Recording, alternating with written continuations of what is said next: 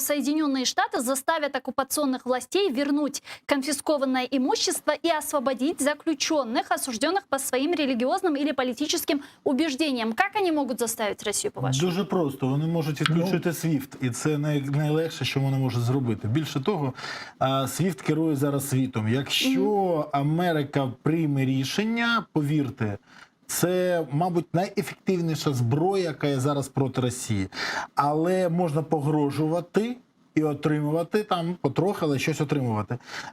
Америка не буде конфліктувати зараз по максимуму, але вона показує, що вона не забуває чий Крим, і вона не забуває, що в неї є інструментарій для того, щоб робити тиск на Росію. Леонид, а вы как считаете, отключение России от международной системы SWIFT серьезно ударит по Российской Федерации? И готова ли, понятно, что серьезно, готова ли на это идти Америка?